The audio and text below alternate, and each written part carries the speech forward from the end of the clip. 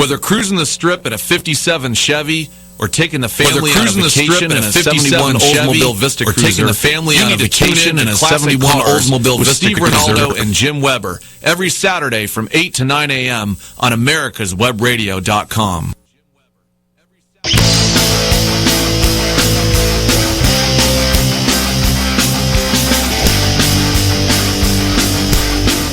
And welcome, folks. Welcome to another edition of On Point with Victor. This is America's Web Radio. I am Victor Armendariz. And if I seem like I'm in a good mood, well, you know what? I am. I will not let the Democrat Party or the mainstream media and the naysayers and the doomsayers, I'm just not going to let them bring me down. Folks, I've told you before, you got to keep a sense of humor. The world needs a sense of humor. The United States needs, well, let me put it this way. The Democrats need a sense of humor. We got a lot to go over today, and it's just one thing after another. Look, I've told you before, just when you think it can't get any crazier, it gets a little crazier. And I'm just going to stop saying that, because just when you think the crazy left in this country can't top itself, it goes and tops itself. I mean, it's beyond, in some ways, it's beyond words, or at least the reaction that I want to come in here and just go right off and go right at some of this stuff. I have to control myself because remember, folks, I'm not angry. I'm just right. By the way, we have T-shirts now available and ready to be ordered. So I've already received some orders from you guys, and I want to get together a few orders before I send the order in. So if you want a T-shirt, an On Point with Victor Radio T-shirt, that on the back it says "I'm not angry, I'm just right," and on the front it's got the show emblem for On Point with Victor. If you want a shirt, send me an email, victor@americaswebradio.com, victor@americaswebradio.com, and order yours today, and we'll get those out. Just send me the size you want. Basically, you can choose between, I think, blue and black, so not many choices there, but send me the size and send me your address, and you too can have your shirt. They're $22. Unless you ask nicely, then maybe $20. But get those orders in so I can place that order, and we'll get those shipped out immediately. So, all right. And also, as you know, I have to mention, because you guys know we can't do this for free. If anybody's out there, you've got a company or you know somebody with a company that wants to get some really good advertising rates, folks, look, my show alone is listened to by people from California to New York to Florida to South Dakota, everywhere in between. You can get some great rates right now to advertise and be a sponsor on America's Web Radio. Not just for my show. I'm just using my show as an example, but there are plenty of different shows on here you can sponsor. So make sure you email gm@americaswebradio.com, gm@americaswebradio.com, and we'll send you all the information. Okay. So I want to get to the first off. There is something that's absolutely infuriating me. Look, most you guys who know me know I'm a soccer fan. I'm a big soccer fan. But on occasion, I do try and support the American Football League, or the National. I'm going to get emails about that. The National Football League, I should say, the NFL. We do this show here in Atlanta, and I support the home teams, and the Falcons would be one of them. I'm also, or I used to be, a diehard Pittsburgh Steelers fan. I'm finding it very hard to be anything football fan right now. And I'm about ready to just say to heck with it, and probably not going to watch football again, or not for a while at least. If they have a season this year, I think I'm just going to completely ignore it. One of the guys that I used to love, and actually look, folks, I never watched a whole lot of football, the American football, but I watched some, and one of the reasons I watched it was Brett Favre.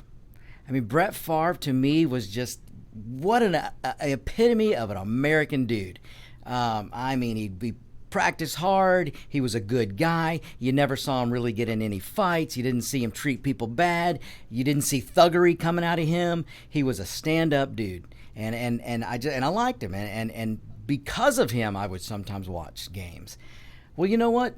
That's out the door now.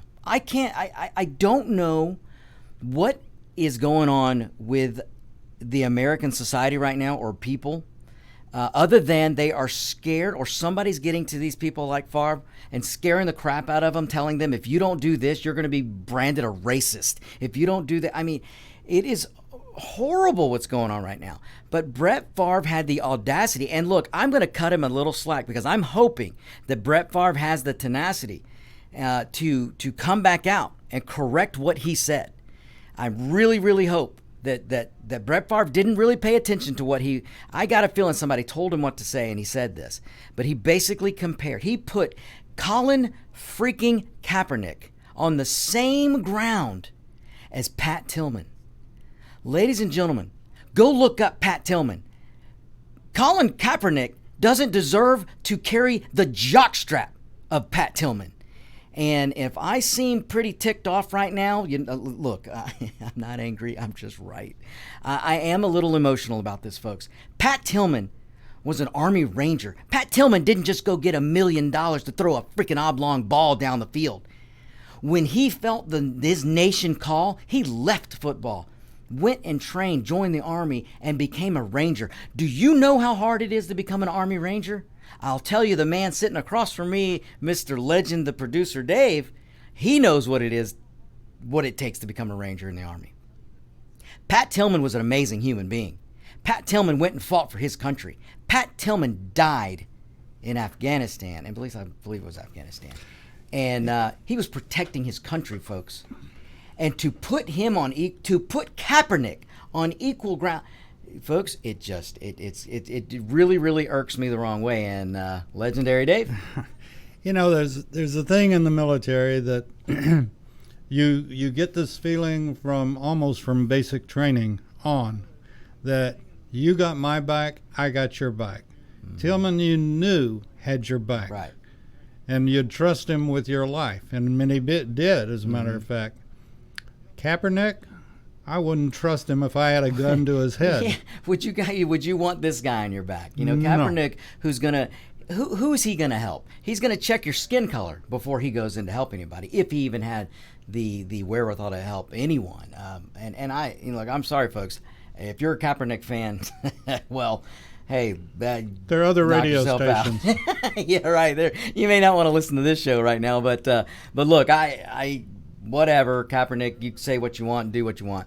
But Brett Favre, listen, buddy, please, if somebody out there is listening to me now, and there are a lot of football fans that do listen to me, believe it or not, if you know Brett Favre, or if you know somebody that knows him, please remind him and tell him who Pat Tillman was and what Pat Tillman stood for. And do you think for 1 second Pat Tillman would have kneeled in front of the American flag? Do you think Pat Tillman would have kneeled when the national anthem was playing? Absolutely not. If Pat Tillman was walking through the store and heard the national anthem, he would stop in where he stood and stand at attention for the American anthem, and would never, ever, ever, ever, ever would he kneel for that in front of the American flag or in the national anthem or during the national anthem. Dave? One other thing that in making that remark, and I'm like you, I'm surprised that he did. He knows who Pat Tillman was. I got to think that he does know. But he's also dishonoring our flag.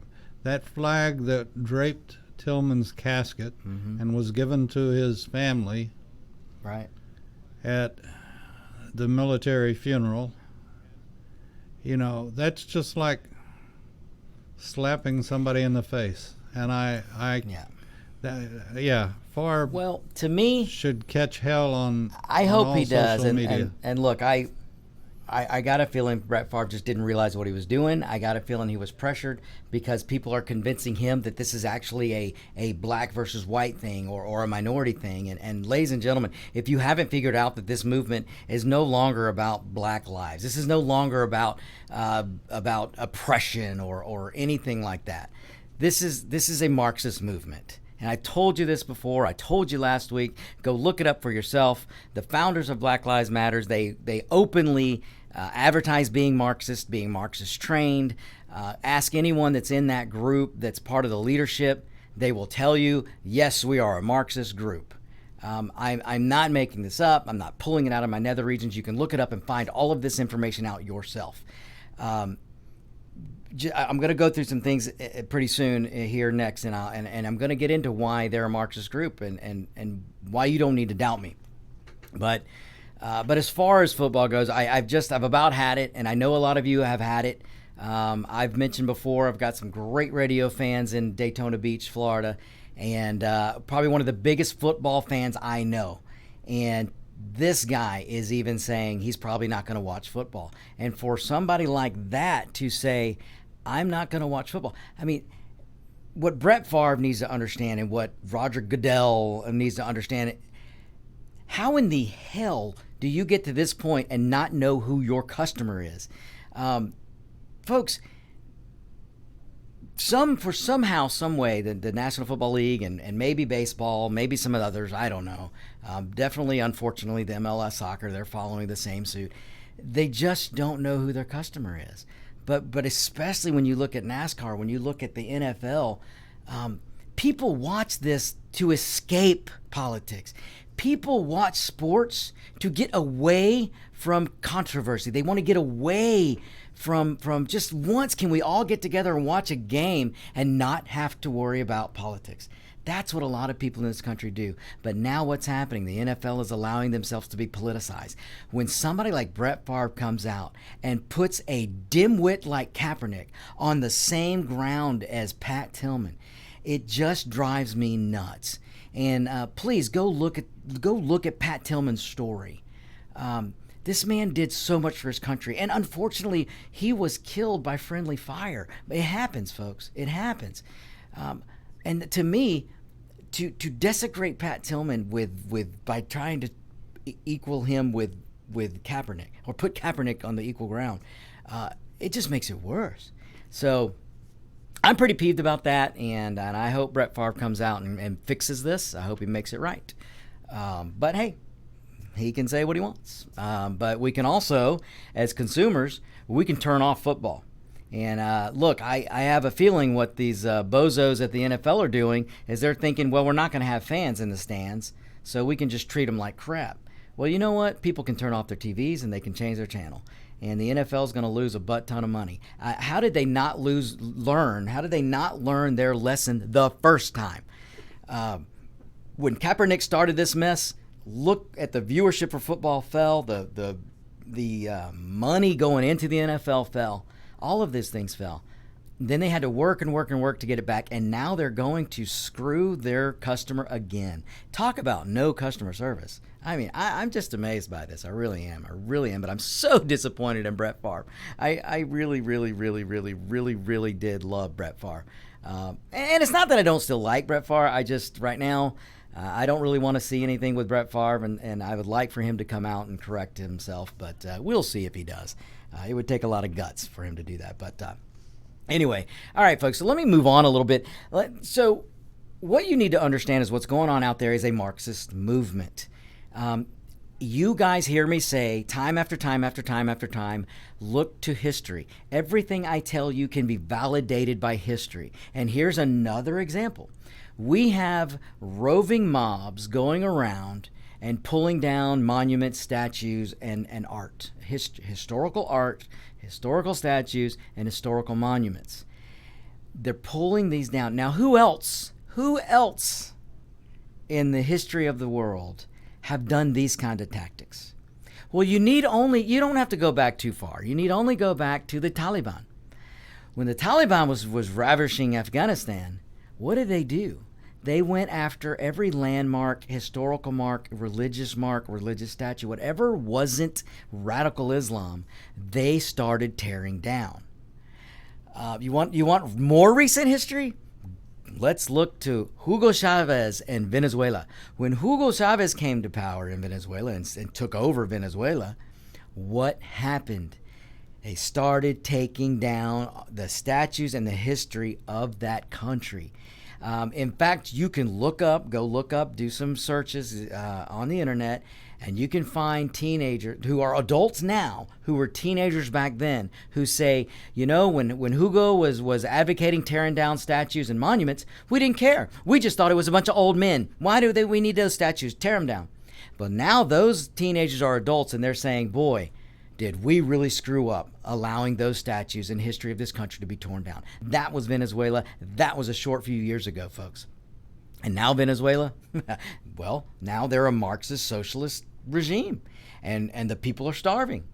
Venezuela, once a oil-rich country in the Central America, now, or South America, boy, am I going to get emails about that. But once a powerhouse, now a desolate country of starving people. An outhouse. yeah, basically an outhouse.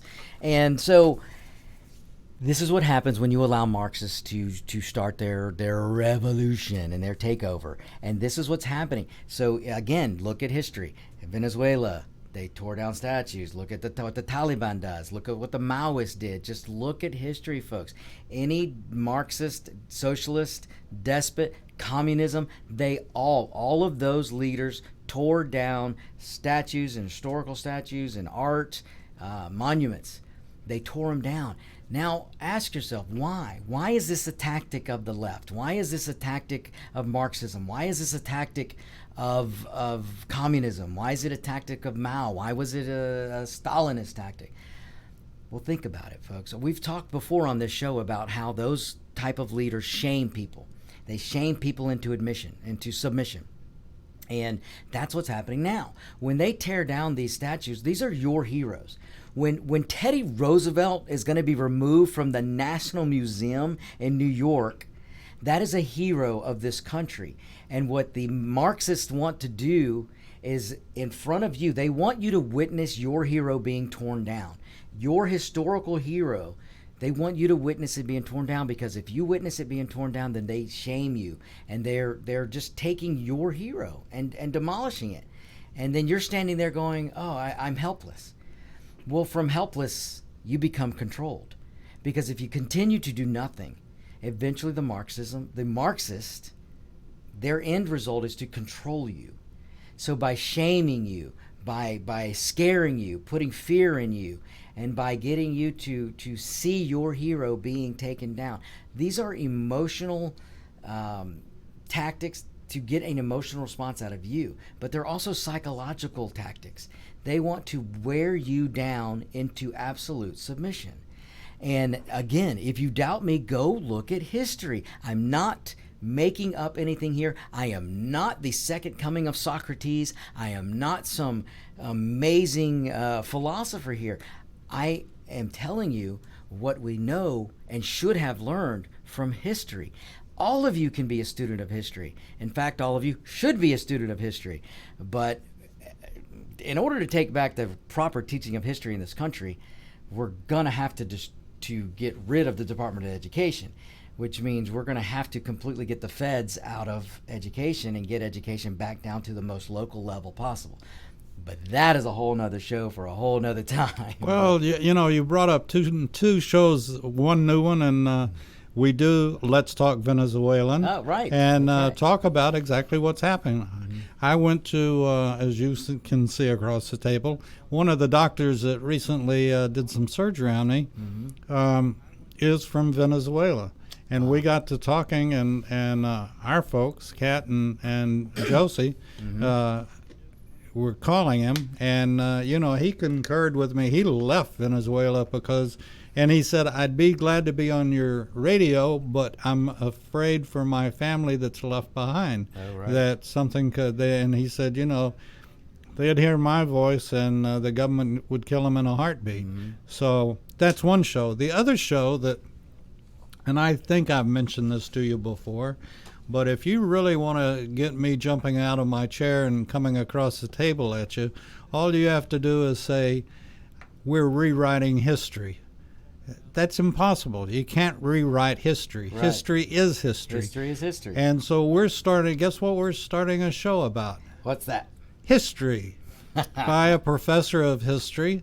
and his name is Queensberry, and he will be doing a show on Tuesdays, as a matter of fact, at 9 a.m., and we'll be talking about what public schools, one of our hosts was telling me that she was looking at a history book, and there was 1 page dedicated to World War I and 3 pages dedicated to World War II. Wow. That's ludicrous, folks. Mm-hmm. While we're starting those 2 shows, or have those 2 shows, we also are starting a brand new show tomorrow, as a matter of fact, Excellent. Called A Veteran's Story. And these will be people that have unique stories about their experience in the military. Wow. Now, I'm going to end with one thing that as far as I'm concerned, with the rioters and the terrorists or whoever they are, all of the above. or all of the above, yeah. We get the police department. We bring the buses out, and I would bring buses that had no seats, no nothing, just buses. Cram them in like cattle, and I'd cram all of those people into a bus and take them to the closest recruiting station and make them sign in to become either an Army, Marines. Yeah, well, no, I wouldn't infect the Navy with them, but I would turn them over to the Army, or the Marines, and let them go to boot camp and find out what it really means to be a man, and go through it. David, I think you might be onto something. I think maybe. And here's the choice: you got 6 years in the military, or you've got 7 years of going to jail. Yeah, and that's where I was going with this, David. See, great minds, they think alike. Yeah. But imagine, and maybe this would, of course, would have to be legislated, but we could maybe make it to where, and hell, there are so many judges that are sitting on the bench that think they write law, so maybe some judges could offer that option. You can go through boot camp and sign for 5 years or whatever, or you can go to jail. And I'll bet you, not only would we reform a lot of these criminals, they're going to get a new appreciation for the country that they're in like they've never had before. I love it. I like that idea, David. In fact, I'm going to have to run for office and start pushing for that. And they would learn, very likely, a trade and be worth something when they come out of the military. That is absolutely true, too. They would learn a trade. And we always hear liberals about, we have to help criminals and let's get them back out to jobs, or well, you know what? It's time to put money where the mouth is, because there have been some good legislation to come out of Republicans, I might add, about prison reform. Obama didn't do it. Clinton didn't do it.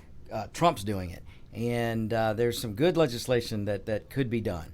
And if the Democrats would just get on board, it's an easy thing, but yet, where's the power in that, which is what the Democrats always ask. But that's another show, too. They wouldn't even, if they were the chickens that they are, which is throwing bricks through glass, that takes a whole lot of manhood. But, they could even put the thing in that they didn't even have to go into a war. They just had to go through basic. Mm-hmm. And learn how to become a soldier. Right. But they, and learn the appreciation of the flag, learn the appreciation of getting up at 4:30 in the morning and listening to Reveille and the bugle, and listening to a bugle. And the military has a rhyme and a reason for everything they do. Mm-hmm. And it's like, join the Navy and see the world, or join the military and join the Army, and we'll make the men out of the boys. You can be. And be the best you can be in the Marines. And I just highly recommend that any kid, instead of going with some Antifa type of crap group, right? If you want a family. You look at the military. Yeah, if you're looking if you're out there and you're misguided, or you're looking to latch onto a group, and Antifa's coming for you, or BLM is coming for you, and look, folks, I hate that I have to keep repeating myself, but BLM is not about black lives. BLM is a Marxist group. and you are being snookered by them right now. Companies like Delta and T-Mobile and these other are giving millions of dollars, along with Goodell from the NFL, Goodall or whatever his name is, are giving millions of dollars to a group that is a Marxist group. They don't care about black lives. Go look at their website. There's very little about black lives, but there's a whole lot of Marxist jargon on their website. Just go look. So if you're out there and you're looking for a purpose, and I understand there's a lot of you out there who may be lost. You don't know what you want to do. You don't know where you're going. And so, oh, wow, I'm going to be part of this group. Well, maybe, just maybe, pull back a little bit and ask yourself, why does this group hate this country so much? Why does this group hate the very place that they're living in? Why does this group hate the very country that they're from? And if they hate it so much, why the hell are they still here? Ask yourself those questions, and then maybe go see a recruiter and go sit down. Doesn't mean you have to join, but just go talk to a recruiter. Talk to someone who loves this country. Get a different perspective. Before you join any radical group, go sit down with somebody who has appreciation for the country. Go sit down with somebody who's fought for this country. There's tons of people out there you can talk to, people who love this country. You know what? Go sit down and talk to my dad, who was welcomed by this country and became a citizen and became a CFO of a company and retired in this great country. Didn't go retire back in some third world country. No, retired here in this country. Why are there thousands and probably millions of Africans right now on the African coast trying to come to the United States? If the United States was so racist, if the United States was such a bad place, then why are so many Africans trying to get here on a daily basis? This is not some brilliant thing I've just thought of, folks. This is common sense. This is logic. There are people around the world, Africans, Europeans, Hispanics, all doing everything they can to get to this country. Why on earth would they do it if they thought they were going to an oppressive, racist country? Folks, we're not any of those things. We're not oppressive. We're not racist. There's no systemic racism here. That's why they want to come here. So again, folks, I am not angry. I'm just right.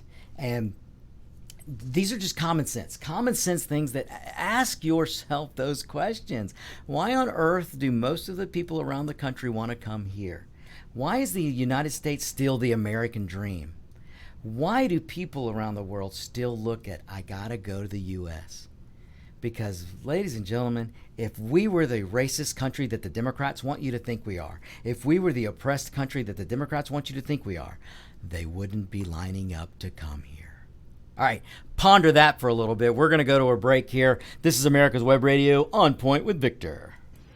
Hi, my name is Steve Ronaldo, host of the Classic Car Show on America's Web Radio, talking to you about antique car insurance. In this hobby that I've been part of for years, not all insurance companies and insurance coverage is the same. I would suggest that you call J.C. Taylor or visit jctaylor.com to find out some information about some of the best antique car insurance you can get, such as agreed value insurance for your classic car. Again, when you get ready to insure your classic, antique, or even your street rod, call J.C. Taylor Insurance or visit jctaylor.com.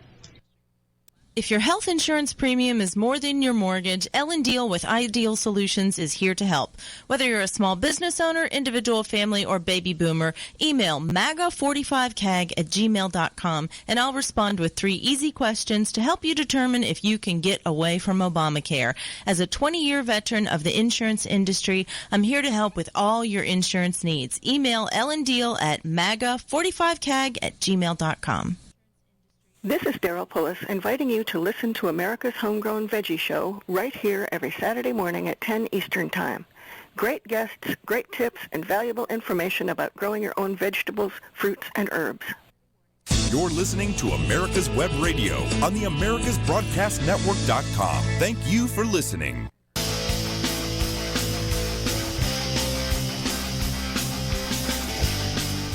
And welcome back, folks. Welcome back. This is America's Web Radio. This is On Point with Victor, and I am Victor Armendariz. Okay, look, I want to move on to a little bit to some things here, but first, I got a great comment from a listener down in Florida who said in South Florida, most or many of the Lyft and Uber drivers are from Venezuela. They fled Venezuela. They made it to Florida, and they're Lyft drivers and Uber drivers. And he said everyone that he's talked to, not only are they just the nicest people he's ever met, but every one of them talk about what has happened to Venezuela and how heartbroken they are that's happening to their home country. And many of them will mention, before Chavez, there was a middle class in Venezuela, and now there's no middle class. And folks, that's what happens when you have socialism, Marxism, communism, any of the isms you want. If it's not capitalism, it's going to lead to the destruction of the middle class, and it's going to lead to a whole lot of poor. And again, just look at history. It's out there for you to see and learn for yourself. This is exactly what my doctor the other day said. Was that, and he almost had tears in his eyes because he's become an American citizen. Mm-hmm. But he said, what I'm seeing in the United States right now is identical to what I fled from Venezuela. And that it's happening. Now, look, and you could count the number of times I've given lectures on my own radio station, but not very many. But here's facts, folks. And you got to think about this. This, like one of the colonels that does a show for me says, there are no coincidences. Right. To get people prepared to rumble, as we used to call it, and tear buildings up, have Molotov cocktails in their cars, throw bricks, all of this stuff. This is planned, and planned well. 100%. And who's going to plan it? The communists. This is a communist movement that Dr. K from Lubbock Christian College described to my class in junior high school, and that was in the late 50s. And he described this to a T. And the communists are trying, and they've always tried, to figure out how they're going to take over the country, our country. And they're the scariest part about it is the patience of the Islams and the patience of the Russians and the communists. And they've been planning this, planning, meeting. And that's what this is a communist movement. Yeah, and you better lock and load. Well, like I said, it's communist, socialism, Marxism, especially Marxist. When you really look into communists and Marxism, it's exactly what we're seeing today. This is what these movements have become. And well, I was taught, I can't address, I'm many years older than you are, but we were taught, even in junior high school, even in elementary school, when we had quote-unquote history books, that socialism was the first step towards communism. Yeah. And now it's communism might be bad, but socialism is good for everybody. Yeah, that's bull. Well, what the left loves to say is, socialism and they'll say this about communism too. It just hasn't been tried right. It hasn't been done right. Yeah. There is no right way to do socialism because it fails every time. There's no right way to do communism. It'll fail every time. And what's happening today has happened before. When you look back at the 80s and 90s, when the environmental movement was taken over by the communists, you can go back to when Reagan defeated Gorbachev. Thank you, Legend Dave. When Reagan defeated Gorbachev, and we, the United States, won the Cold War, then the communists were running around. They didn't know where to go. And they basically took over the environmental movement, and then the environmental movement became a socialist, Marxist, communist movement, and that's what it is still to today. Well, now what's happened is in the beginning, after George Floyd, you did have good people that wanted to protest and bring light to a bad situation. There's nothing wrong with that. But it didn't take long before the agitators, many pushed by the Democrat Party, the Socialist Democrats, the Marxist people that are just looking for a chance to push their agenda. It didn't take long for them to seize, and here comes BLM, here comes Black Lives Matter, and they take over. And in the name of social justice, in the name of we're doing it for the black folks, or in the name we're doing it for minorities, it has become the latest Marxist movement. The Marxists have taken over the movement. So any good that was coming out in the name of George Floyd has now been bastardized by these roving mobs that are the Marxist movement. And if you Democrat friends of mine out there who might be listening in astoundment at me right now, you mark my words. You can look up everything that I'm saying is true. Go, and I told you to go investigate the backgrounds of BLM. Go try and find out who runs BLM right now. You're not going to be able to find it. Go try and find out where the money's going to. You're not going to be able to find out. Go try and find out where the money is going that BLM has got. Now, I'll tell you where some of it's gone. Some of it has gone to these mobs that are being paid, these planned mobs like the one in D.C. yesterday. That was a well-planned out movement. They're well funded. They go in. They try and take down the Andrew Jackson statue yesterday. They were trying to, in D.C. at Lafayette Park. That was a movement that was paid for and planned. And this is what I'm talking about. And again, go look up the leaders who started the Black Lives Movement. They are known and they admit to being Marxist. So we are being fooled right now, and so many of you out there have good intentions, but you're being fooled. Take your good intentions and put it together with your own group, or form another group, or find a group that really does want to fight for minority justice, or just all lives. Find a group that thinks and believes that all lives matter, because all lives do matter. And don't be fooled by these groups that are hostile groups. Because that's what we're seeing now. And I'm going to get into a little bit now about some of these statues and monuments and art that's being taken down. Before you do that, go ahead. What is your definition of communism? Oh, gosh. You know, the best definition I like to give, David, for communism is someone once asked what to me was the meaning of peace. And I threw it back to them and go, well, what do you think because they were more of the communist leaning person. And I said, well, what's the communist meaning of peace? And the communist meaning of peace is you agree with me, you bow to me, and you don't oppose me, and we will have peace. That's communism. Communism is you've got the elitist, and they're going to control every aspect of everyone's life. And they're going to move and take over more and more because they're going to need more resources. Because they can't create, the communism just doesn't foster productivity. So you move and you move and you move and you kind of conquer and convert more to communism. And that's where the definition, if you look at the definition of peace by communists, it's you agree with me, there will be peace. You oppose me, there will not be peace. And that's my definition. Isn't that very similar to Muslims? Radical Islam, absolutely. When you look at now, I know some Muslim people who are kind people and love the U.S. and they're U.S. citizens now.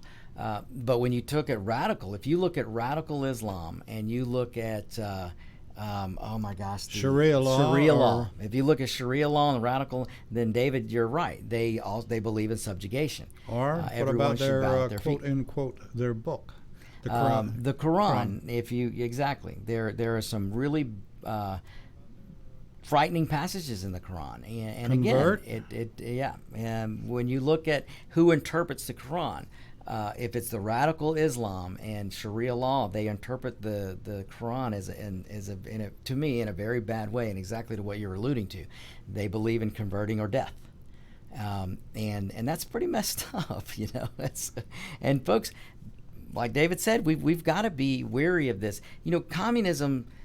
The communist and Marxist and socialist have figured out they're not going to take this country down with guns from the outside. They're going to do it from policy from within. They're going to do it from within government, and that's what you're seeing now. You're seeing these roving bands of Marxists and communists and socialists who are trying to get you to bow in fear to them, and they want to take down your history. They want to remove all the history. And look, a lot of this history is bad for the Democrats. A lot of this history shows some of the bad things that Democrats have done through the years. They want to remove that so that you can't associate. The Democrat Party doesn't want to be associated. You know, the age of technology, the Democrats love to seize on this, and they control most of it. But the one thing they can't control is all the information that gets out. And the more and more people that figure out that it was the Democrat Party that spawned the KKK, it was the Democrat Party that was Jim Crow, it was the Democrat Party that believed in segregation, it was the Democrat Party that held black people back. But I've got to say something here in that I agree with everything you're saying, and it's true. It's you're telling the truth. But that was yesterday, and what we've got to be attentive of is today. And I'm going to throw some stuff out that you don't know, and this is Nazism, this is communism, this is everything that history has taught us. You don't know your next door neighbor. You don't know when they're going to invite you, or your neighborhood homeowners association is going to invite you, and you'll get one guy, a politician of sorts, or a wannabe, or well, he doesn't necessarily want to be. He's just a communist, and he's going to start talking to you about how, as a community, we can work together better, or how's this or that or whatever.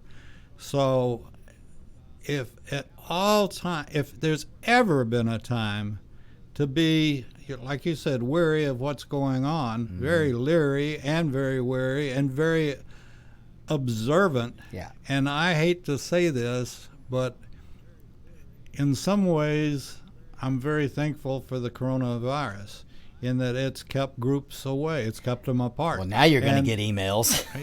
Well, and this goes for the churches too. Many of our churches are being infiltrated by ungodly folks. And, we have a situation going on in the church that I'd been going to. And we can't get either minister to show us any place in the Bible. And we have looked and looked and researched, and finer, certainly a lot finer minds than mine have checked it out. There is not in the Bible anywhere. There's condemnation of gays, but there's no condoning of gays. And what's going on in the gay community it's no different from Antifa or any of the rest of the things that want to take over. Well, I'll say this, and this is for me. There are militants in that movement for sure, but I know some gay people and they're fine, and I know some gay conservatives. So I wouldn't ban the whole movement as like some of these others, but there are militants, and we do. I think what your point is, we need to be diligent. What's the word for an well, the word is infiltrator, and I think this is what we have across the nation. We have it in our universities. We have professors that have infiltrated their schools within the universities, be it economy or be it whatever it happens to be, journalism, and they've infiltrated, and we have the same thing going on. I'm sorry, but it's going on in churches, it's going on in large groups, small groups. Well, I mean, the left has had an assault on religion for a while, because to the left, religion should be government, and they don't like any religion that's not government, and that's sad.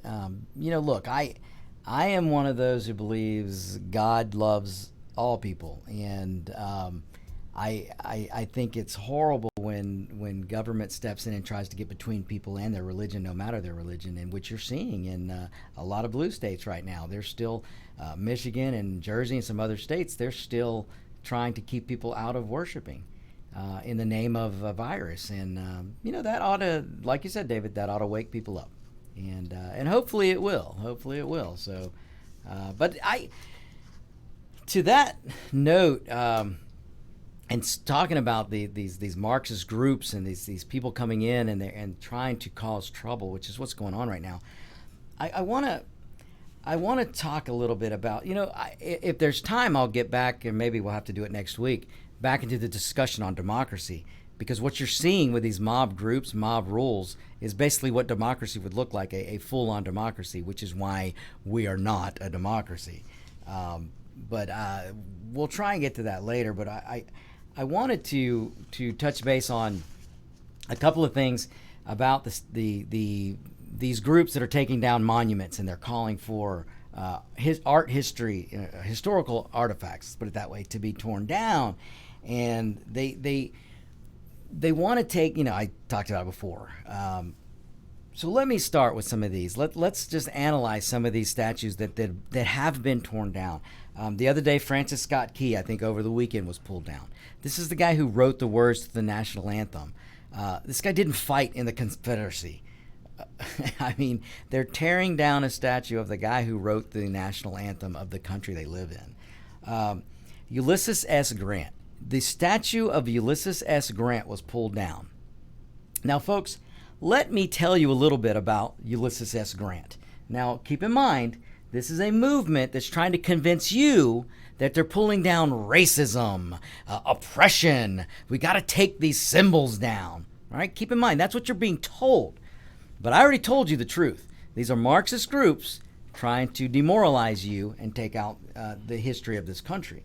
Well, Ulysses S. Grant, he's most famous for leading the Union Army to victory over the Confederacy during the American Civil War. You know that war that was fought, that nasty Civil War?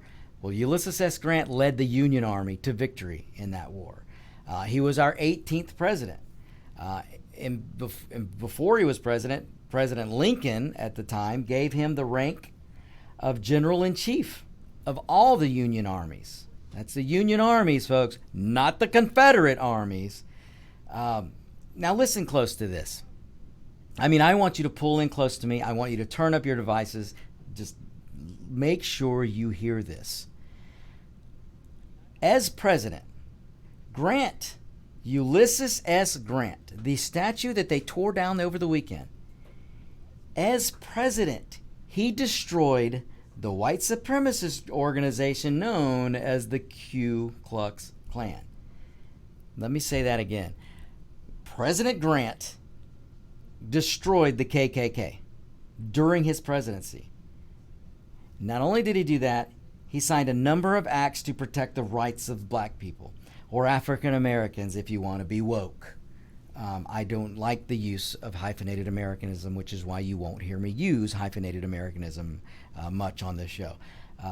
But not only did he destroy the KKK, President Grant signed a number of acts to protect the rights of black people. Okay?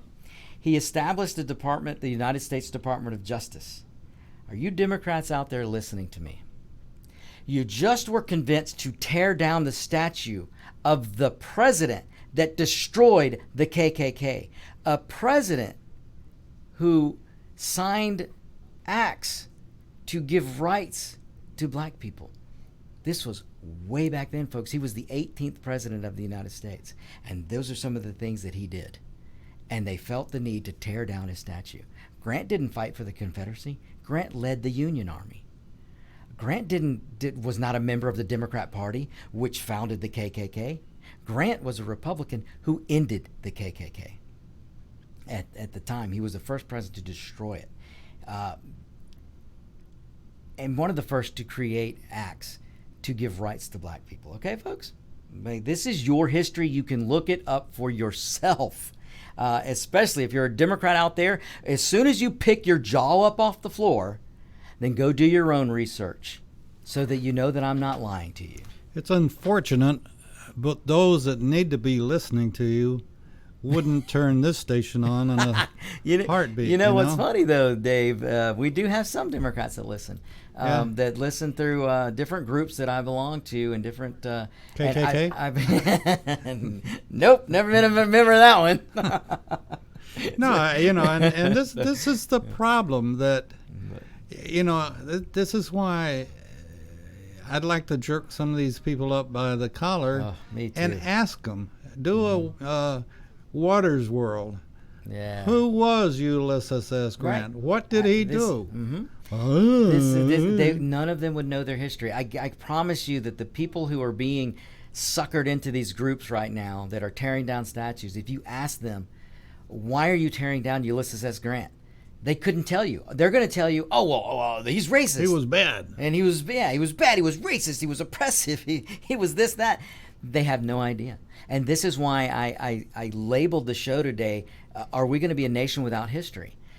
And this is why it's a Marxist group. They want to remove this kind of history. Do you think the Democrats want you to know that Ulysses S. Grant put a dagger into the KKK? Folks, the KKK was the military arm of the Democrat Party, a Democrat Party that was founded by Andrew Jackson. Now, since I brought up Andrew Jackson, now who was Andrew Jackson? Because they tore him down too. They tore his down too. Now, I would say maybe they have a little bit more of something to stand on with tearing down Andrew Jackson than they do, of course, with Ulysses S. Grant. But I do not advocate the tearing down of any history, folks. We must learn from history. And Andrew Jackson, while yes, he was the founder of today's Democrat Party, the man was a pretty formidable general. This man was a general during the War of 1812. This man saved New Orleans. This man basically saved the Republic by pushing the British right out of New Orleans. Don't shoot until you see the whites in their eyes. Don't shoot until you see the whites in their eyes. Absolutely. This was Andrew Jackson. Now, just because he was a Democrat, do you think I want to tear down his statue? Absolutely not. Because were it not for him, we may not be a country today. He was also, like I said, he was founder of the Democrat Party. But this man was not perfect. This is the man, Andrew Jackson, a Democrat. Andrew Jackson, a Democrat. He is the one that signed the Indian Removal Act. He's the one that created the Trail of Tears. Andrew Jackson is responsible for the Trail of Tears of all the Native Americans that he wanted to push right on off the land. Now, I'm not going to have the argument. That's a whole nother show there. But my point is, Andrew Jackson, while responsible for probably keeping the Republic together by pushing the British out of New Orleans, was also responsible for the Trail of Tears. Folks, no one is perfect. By golly, he that founded today's Democrat Party. He by no means is perfect. But does he deserve to have that statue torn down? Absolutely not. We must learn this history. We must remember our history, or we're going to repeat it. And folks, the nation of the United States is a great nation. Are we perfect? No. Have we ever been perfect? No. Is there such thing as a perfect nation? No. But who comes closest? The United States of America. And just as the Ulysses S. Grant statue needs to be put up somewhere, maybe put it up somewhere else, but it needs to be saved, so does Andrew Jackson's monument need to be saved. These are completely two different men, completely two different resumes, but they are the history of this nation. Andrew Jackson, I believe, was the 7th president, folks. That is history, whether you like him or not. Now, let me give you another name. Junipero Serra. Go look up Junipero Serra. Why on earth would they tear down his statue? Junipero Serra was not a politician. He was a Spanish missionary who made it to California and established the first United States mission in 1769. In 1769, this Spanish missionary, Junipero Serra, the Spanish missionary, in 1769, created the first United States missionary in California to help people, folks. And they felt the need, these Marxist mobs felt the need to tear down his monument this weekend. Why? He didn't fight for the Confederacy. Why? He was a saint. He was given sainthood by Pope Francis in 2015. But they felt the need to tear down his statue. Why? Why, folks? Because they want to shame you, maybe because that's a hero of maybe some Catholics, and they want to belittle you. Yeah, it's a Marxist tactic, folks.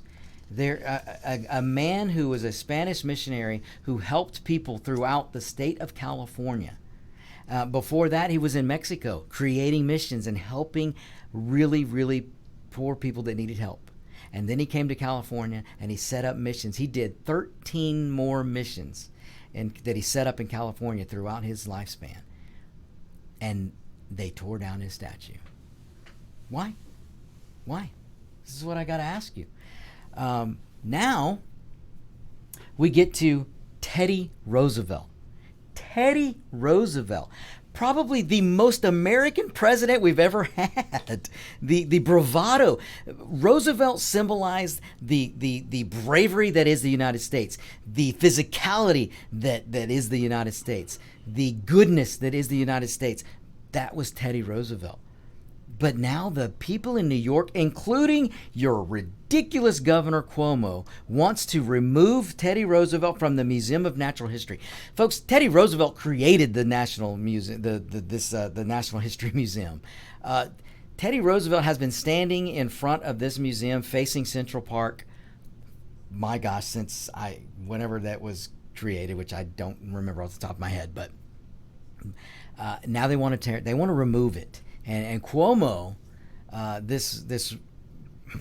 going to be nice, but the Democrat governor of New York, is placating to the mob and placating to the Marxist, because Cuomo's a Marxist himself, let's face it. He's a socialist Democrat.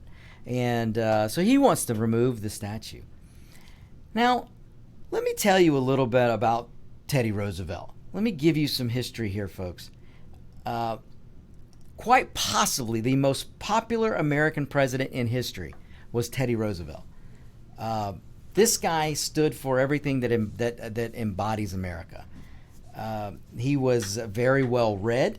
He was I already said about his bravado. He's very brave, highly self-disciplined, and probably one of the most energetic presidents we've ever had. This was Teddy Roosevelt. Teddy Roosevelt wrote a 2-volume history of the War of 1812 while he was in college. Okay? This guy just didn't stop. He was the youngest president in our history. He stopped the corporate monopoly. So back when Teddy Roosevelt was president, the idea of corporate monopolies kind of came about. And these big corporations were trying to monopolize industry. Well, you know who put a stop to it? Teddy Roosevelt. Because of Roosevelt is the whole reason we have a middle class. We were going to be either just like third world countries. You were going to have the elitist and you were going to have the poor. And there wasn't going to be a middle class. But because of Teddy Roosevelt, we have a middle class. What else did Teddy do? He created the Panama Canal. He created the national parks. He created the Food and Drug Administration. The list of achievements of Teddy Roosevelt, I could go on and on and on. He wrote over 40 books in his lifetime. And he was president. I mean, come on. Now I really want you again. I want you to come in. Lean in. Get close with me right now. Turn up your volumes. In 1901, now listen to me, folks. In 1901, Teddy Roosevelt invited a friend of his by the name of Booker T. Washington. Now, Booker T. Washington was a black man, in case you didn't know, and Teddy Roosevelt invited him to dinner at the White House. He was the first president to invite a black guy to have dinner in the White House. And you know what? The Democrats lost their ever-loving minds. They went after him. They still, to this day, they go after Teddy Roosevelt.